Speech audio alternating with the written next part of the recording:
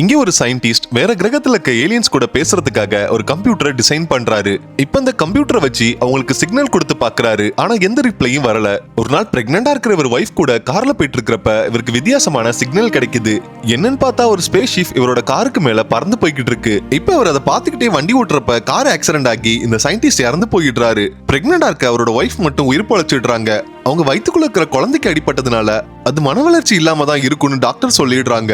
20 வருஷத்துக்கு அப்புறம் அவன் பெரிய பையன் ஆனாலும் அவனோட மன வளர்ச்சி மட்டும் 5 வயசுலயே இருக்கு. அவன் அப்படி இருக்கிறதுனால அவன் கூட இருக்கிற எல்லாரும் இவனை கேலி கிண்டல் பண்றாங்க. ஒரு நாள் இவன் அப்பாவோட கம்ப்யூட்டர் யூஸ் பண்ணிட்டு இருக்கிறப்ப தெரியாம இவன் சிக்னல் அனுப்பிடுறான். அந்த சிக்னலை வச்சு ஒரு ஸ்பேஸ் ஷிப் இப்ப பூமிக்கு வந்துடுது. அதை பார்த்த மக்கள் எல்லாம் பயந்து போயிடுறாங்க. கொஞ்ச நாள்லயே அந்த ஸ்பேஸ் ஷிப் திரும்பி போயிடுது. இப்ப இவன் காட்டுக்குள்ள ஃப்ரெண்ட்ஸ் கூட விளையாண்டுட்டு இருக்கிறப்ப அங்க விசித்திரமா ஒன்னு இருக்கிறத பாக்குறான். அது என்னன்னு பக்கத்துல போய் பார்த்ததுக்கு அப்புறம் தான் அது ஒரு ஏலியன். இந்த ஏலியனை விட்டுட்டு அந்த ஸ்பேஸ் ஷிப் போனது இவனுக்கு தெரிய வருது. வெளியில இருந்த அந்த ஏலியனுக்கு பாதுகாப்பு இல்லைன்னு தன்னோட வீட்டுல கொண்டு போய் வச்சுக்கிறான். அப்ப இவனோட அம்மா இவனை பார்த்து கவலைப்படுறத பார்த்து அந்த ஏலியன் இவனுக்கு ஒரு பவரை கொடுக்குது. அடுத்த நாள் இவன் ஸ்கூலுக்கு போகும்போது அங்க போர்டுல எழுதியிருக்கிற கொஸ்டினுக்கு இவன் சீக்கிரமா ஆன்சரை சொல்லிடுறான். அதை பார்த்து டீச்சரோ வியந்து போயிடுறாரு. அடுத்ததா கம்ப்யூட்டர் கிளாஸ்ல அங்க உள்ள டீச்சர் கம்ப்யூட்டர் பத்தி இவங்கிட்ட கேள்வி கேட்க இவன் எல்லாத்துக்கும் பதில் சொல்றான். எப்படின்னு கேட்டா எனக்கே தெரியாதுன்னு சொல்றான். அதனால ஹையர் கிளாஸுக்கு இவனை ப்ரமோட் பண்ணிடுறாங்க.